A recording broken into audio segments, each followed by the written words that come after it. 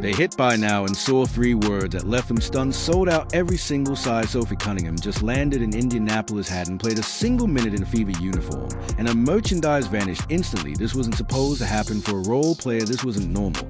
But Indiana fans aren't normal. They're making everyone else in the WNBA green with envy, and Sophie's jersey situation just proved music.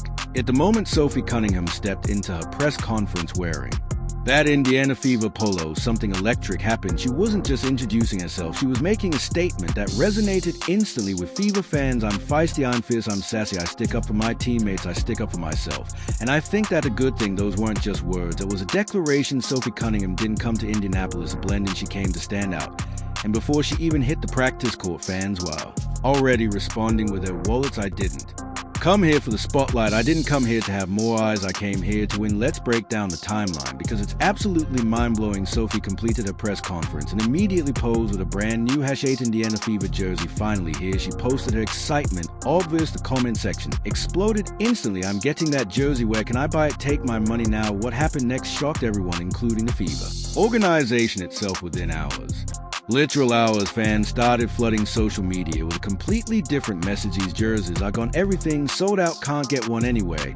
This wasn't an exaggeration, this wasn't marketing hype, this was reality. Sophie Cunningham had just finished her first gym session with Keith Porter, knocking down shots and getting familiar with the facility, and already her merchandise was disappearing from shelves faster than free food at a college event. When I checked the official team store website this morning to see exactly what was happening, the numbers left me stunned. Let me walk you through the inventory situation in real time. Size medium, sold out size large, sold out size XL, sold out size 2XL, sold out the only size remotely available extra small, with the ominous low stock, 1 item left warning flashing below it, 1 single jersey remaining in the smallest size offered. That's the entire inventory for a player who hasn't even participated in her first full team practice yet. This complete wipeout has merchandise teams scrambling behind the scenes. The digital shelves sit barren, while fans happily drop $130 per jersey to show their immediate support for Sophie Cunningham. $130 gone from their bank accounts without hesitation, without seeing her play a single second in a Fever uniform.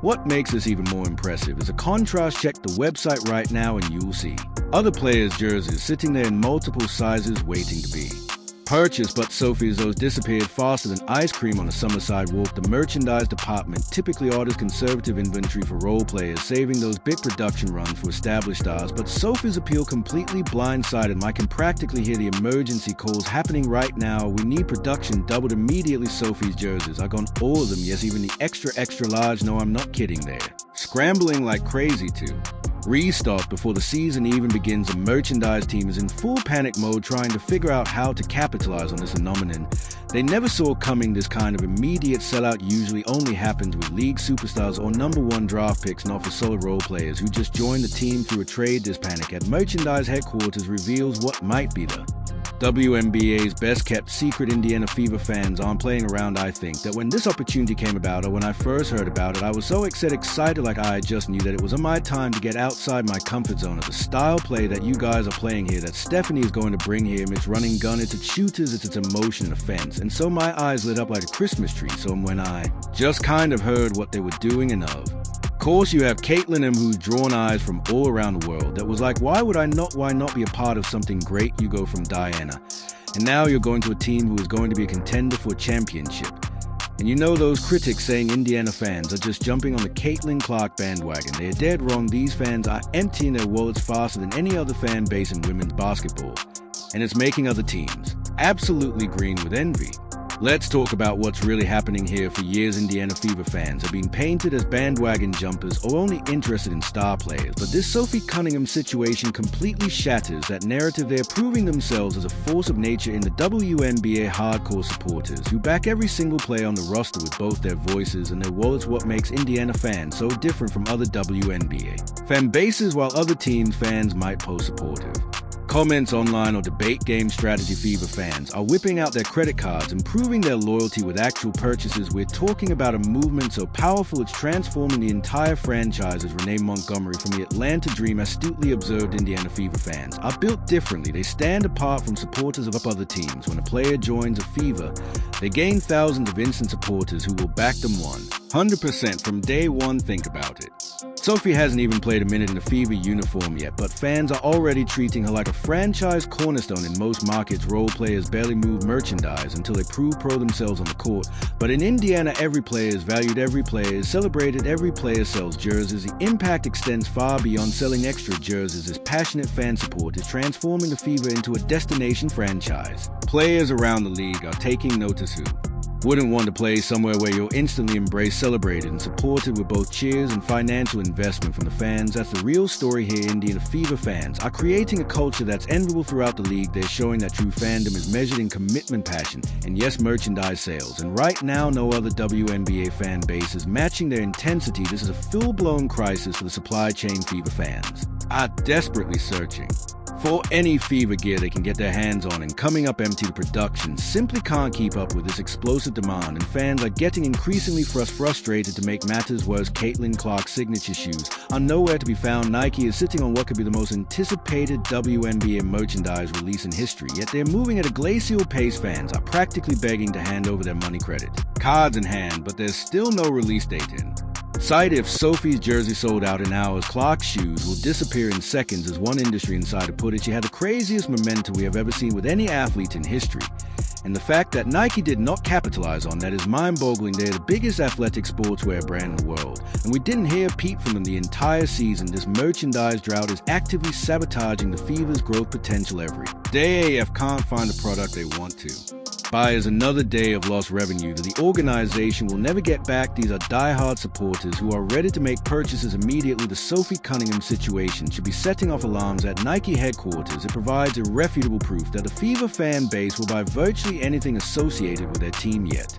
Instead of capitalizing on this momentum, Nike's production limitations are creating an artificial ceiling on how much the Fever brand can grow. What makes this particularly frustrating is that fans are eager to spend. They're not complaining about prices or hesitating over costs. They're complaining because they literally cannot find product to purchase. This is a dream scenario for any business except for one critical problem: you need actual inventory to sell. Nike and the Fever organization need to dramatically ramp up production immediately. More jerseys, more t-shirts, more hats, and yes, finally releasing those Caitlin Clark shoes. The current approach is leaving millions in potential revenue on the table while simultaneously disappointing the most passionate fan base in women's basketball. Remember how the narrative used to be: nobody wants to go play in Indiana, nobody wants to play with Caitlin Clark. Those fans are just temporary. We came to find out when free agency arrived that everyone wanted to go to Indiana and play for the Fever alongside Caitlin Clark.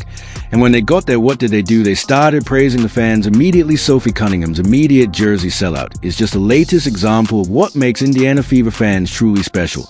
They don't just talk, they act. They don't just tweet support, they purchase tickets and merchandise at unprecedented rates. They are setting a new standard for what support means in women's basketball. When Sophie first arrived, she wasn't sure what to expect. She knew about Caitlin Clark, of course everyone does, but what she discovered was a fan base ready to embrace her with the same passion, the same intensity, the same wallet-opening enthusiasm as they showed for their #1 draft pick. I've never experienced anything like this, Sophie told reporters after learning her jersey had sold out. To see that kind of support before I've even put on the uniform, it's incredible. The organization is scrambling to meet demand, but this phenomenon isn't slowing down. If anything, it's accelerating. Every new player signing, every trade announcement, every press conference creates another surge of merchandise demand that the supply chain simply can't handle. Industry analysts are watching with fascination. The Fever have accidentally created a case study in fan engagement that other teams, not just in the WNBA but across all sport, are desperate to replicate. How do you build this kind of passionate, financially committed fan base?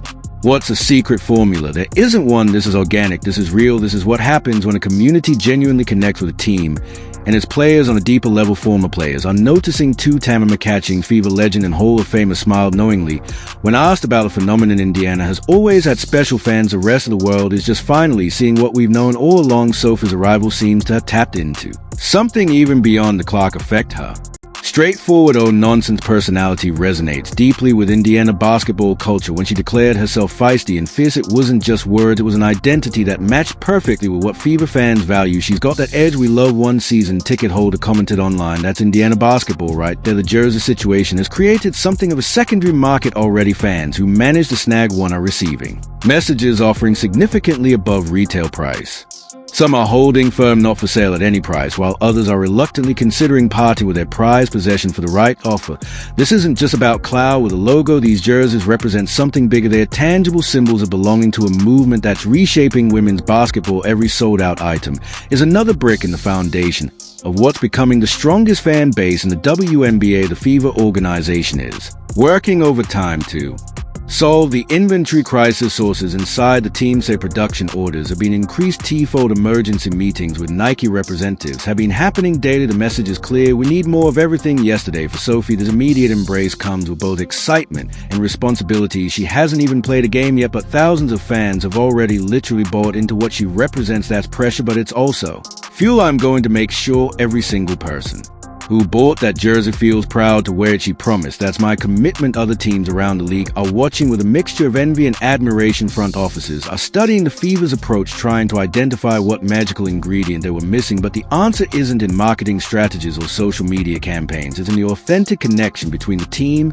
and its community. The Sophie Cunningham jersey phenomenon is teaching the sports world valuable lessons about what true fandom looks like in 2025. It's not about followers or likes or engagement metrics. It's about people so connected to their team that they'll spend hard-earned money to show their support, even for players who haven't played a minute yet.